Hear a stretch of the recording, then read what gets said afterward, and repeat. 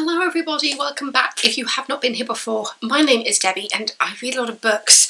Today I have got Three Women by Lisa Taddeo. This is a non-fiction book. I don't do non-fiction very often. Normally when I do it's biographies, and this is one about three real-life women.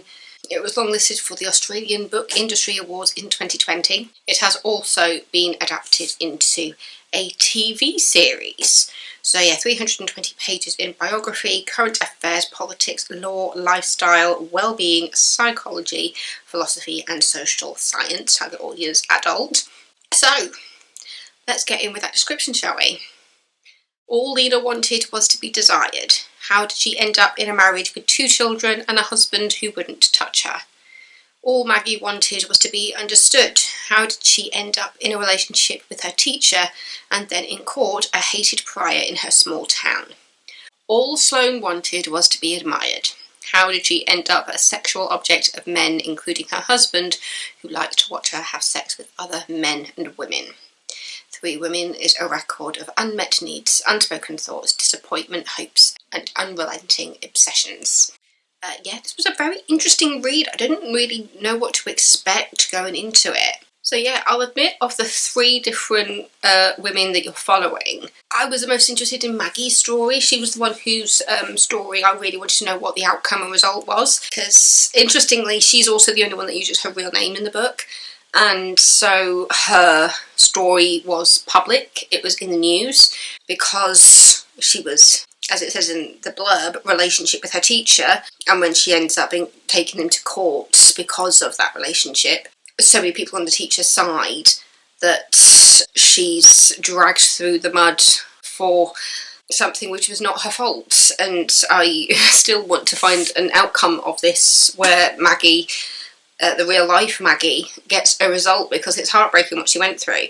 Yeah, so with Lena, she's, as it says in the information, she's in a marriage, she has 2 kids, but her husband does not want to kiss her, doesn't want to have sex with her. He's not somebody who freely gives that, and even if she asks for it, he brushes her off and says, oh, we don't need to do that. And so she just wants to be touched by somebody. She ends up basically giving an ultimatum of sorts, which he doesn't really know about, where she's just like, well, if I come to the point when we haven't had sex for 3 months and there's been nothing else where he's shown affection to me, I'm gonna hand him divorce papers. I think we should separate.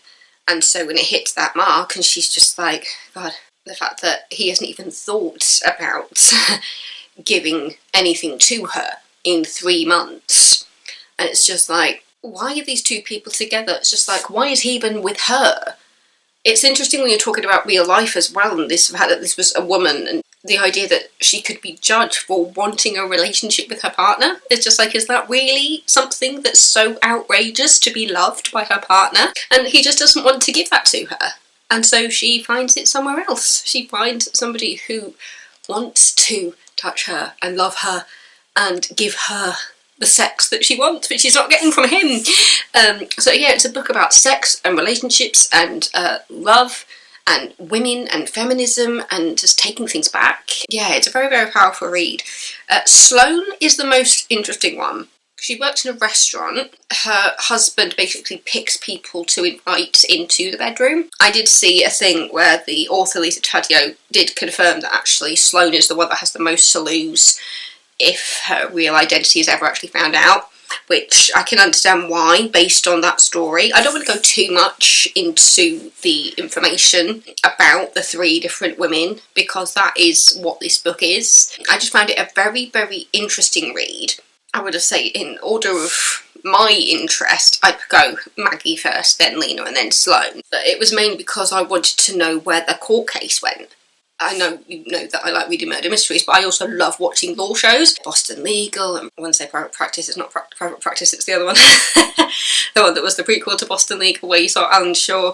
I'm seeing more and more law shows coming out, but I was like, I'm making my way through The Good Fight at the moment after watching The Good Wife, and then I'll be watching the follow-on to that, which is Elspeth. I've always had a bit of a thing about shows that are set within lawyers and courtrooms. So I think that's one of the main reasons why I was attracted to Maggie's storyline so much, because the centre of it is a court case with her teacher, and then you look at the flashbacks as to how that relationship started, and it was just like, it's still that she was a teenager and he was in his 30s, I think. To be fair, you are looking at it all from Maggie's point of view, so you do only really have one side of it essentially. But there's just so much stuff that she couldn't make up. I was absolutely gutted that the town sided with her teacher and said that she was troubled and from alcoholic parents and he was just trying to help her. And it was just like, even with that, what kind of teacher accepts a phone call in the middle of the night and speaks to somebody for 3 hours? What kind of teacher invites a student into their house where they can identify things and then claims, oh, actually, no, she's not saying the correct layout. And it's like, well, she is, because you're talking about the whole house that you moved out of because of what happened in it. I was most frustrated for Maggie. I understand all women's point of view in regards to not so much identifying, just with understanding Lena and Sloane and what it's like to be in a relationship where somebody is not giving you the affection that you want, and like, is it right to want to seek out a relationship where you're going to get the affection that you want? And then on the other side of it, Sloane is somebody who has become a sexual object and she's not mad about it, but it puts her in a place where somebody is invited into the bedroom who is actually connected to somebody else in her life, and I think it's because she doesn't seem quite apologetic about what happens in her story. And it's just like, well, you need to take responsibility for what happened there, because yeah, it was your husband, but it was you as well, and somebody got hurt. So yeah, I think that's why Sloane I put at the bottom for her story, because she just doesn't seem apologetic for the mistakes that she made when you find out about what's happened. I'm not going to say too much more, because just, as I said, it is one you want to read, and I'm very interested in the adaptation of it, the TV series. I'm not quite sure where you can watch it. Yeah, it says it was released 2024. First episode was September. I keep thinking it's 2024. It's 2025.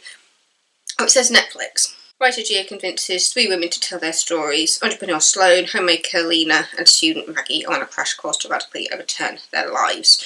I know there were issues in getting it to television because it was filmed and initially set to premiere on Showtime, and then after they'd filmed everything, Showtime decided not to air it, and then Starz picked it up a week after Showtime dropped it, and then all 10 episodes of the first season were premiered in February 24 in Australia.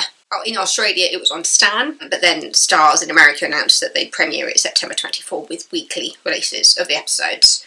Yeah, it's got an interesting cast. It's got Shailene Woodley, DeWanda Wise, Petty Gilpin, Gabrielle Creevy, Blair Underwood, and John Patrick Amadori.